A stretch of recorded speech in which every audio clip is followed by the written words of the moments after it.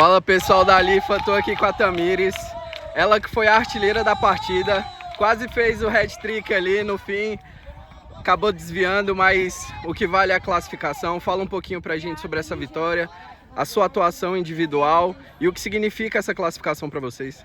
Pô, nós estamos muito felizes, nós fizemos um campeonato um pouco abaixo do que nós queríamos ter feito, mas estou muito orgulhosa da equipe. A gente fez uma linda partida hoje e a gente está aí na esperança da classificação, porque o Espírito Santo é forte, a gente vai por mais. Uhul! Valeu, obrigada! Obrigado!